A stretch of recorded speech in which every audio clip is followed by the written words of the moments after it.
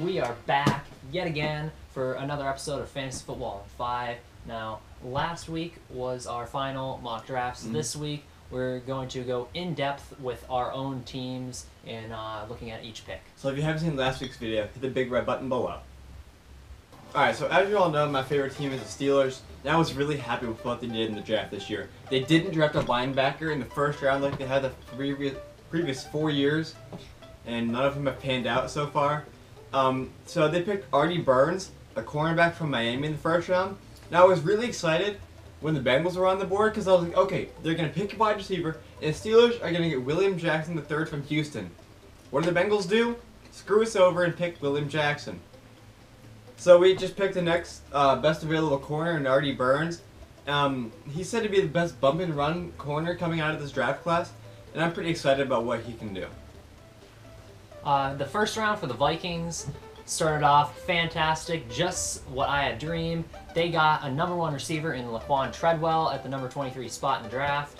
I was really nervous because I expected maybe the Texans or the Bengals, or not the Bengals, the Redskins or someone like that to come in and steal him, but he didn't. He fell to us, and we scooped him up, and I was extremely excited. I love what he can do. I think he's a Calvin Johnson, DeAndre Hawkins type of player. He can go up, he can make contested catches. Now, he doesn't have blazing speed, but you don't necessarily need that when you have Stephon Diggs and Jarius Wright out there on the field. So expect him to be a really good number 1 receiver for us for years to come. All right, the next pick for the Vikings was in round 2. They picked cornerback Mackenzie Alexander from Clemson. Now, he was, I think, a really good steal at that slot because he was a lot of times slotted in the first round, and he fell. So when the Vikings picked him up, that was a good pickup because he can immediately play in our dime package. So that allows us to go out there and have a rookie out there performing and hopefully learning from some of the veterans, like we have Terrence Newman. And I think he doesn't intercept the ball, but he covers like no other. So. Our second round pick, we drafted Sean Davis, a safety out of Maryland. So we stuck with the defensive back aspect of the draft. I'm really glad they did this because Davis is a physical safety, and he can replace sort of what the job Polamalu did, even though nobody's ever going to do what he did. I'm just really excited they got a high-profile safety. Now, the next pick for the Vikings was in round 4 that they picked offensive tackle Willie Beavers from Western Michigan. I think this was a good pickup for them because it gives them another depth option at the tackle position, and if I heard correctly, I think he could be able to be moved inside to guard, so I'm really excited. It gives us multiple options and a good rookie to back up our starters. Leave it to Beavers. Alright, so in the 4th round, with the 4th pick the Steelers had in the draft, they drafted offensive tackle Jerald Hawkins out of LSU. Hopefully he doesn't turn out like the last LSU prospect and murder someone. He'll provide a whole lot of depth at the tackle position, which we've had trouble with injury in the previous seasons. So I'm excited that they got him just for the depth necessity. The Vikings' 4th pick was the linebacker from Missouri, Kentrell Brothers. Ooh.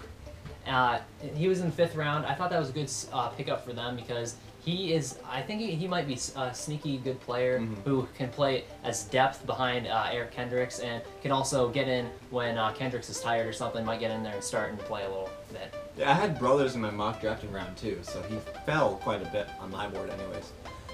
Up next for the Steelers, at pick number 220 in the 6th round, they drafted outside linebacker Travis Feeney from Washington.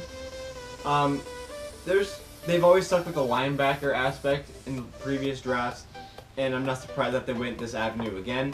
He'll provide depth behind Jarvis Jones, who hasn't really panned out, and the Steelers declined his, I think, 4th or 5th year option, so look for him to depart soon, and maybe Feeney can take over.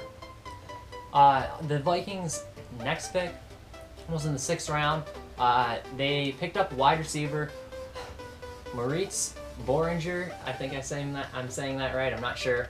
From Germany, he's the Germany wide receiver. I'm extremely excited that they got him. I called it. I told him that they would pick him up in the 6th round. He did. Saying it for weeks. and that's exactly what they did. So I'm extremely excited. He's a fast receiver. From what I've seen on tape, he's been able to catch anything, and although it's not very good competition out there, but I'm really excited. Alright, the next pick for the Vikings, we have tight end David Morgan from UTSA. I am extremely excited that they got him. I watched a lot of UTSA games because one of my friends is a UTSA fan, and he is a pass-catching monster as well as amazing blocker. So expect him to be like another lineman out there. In the 7th round, Steelers got Demarcus Ayers, a wide receiver from Houston. I think the only reason they drafted a receiver in this draft was for depth, now that Matakevich has been suspended for the whole season. So I'm not surprised they picked up a wide receiver late. The next pick for the Vikings was outside linebacker Stephen Weatherly from Vanderbilt. Now, I don't really know much about this guy, but I assume he's I trust Rick Spielman, so I expect him to be a good depth player, and hopefully he can perform well. The last pick the Steelers had, I was super glad that they got him. Tyler Matakevich, inside linebacker out of Temple. He won the Bednarik Award last season for the nation's best linebacker. And to get him in the 7th round, that's insane. He had like 140-some solo tackles. It was ridiculous what he did at Temple. So I'm really excited that they got him. That was Fantasy Football in 5. Thank you for watching.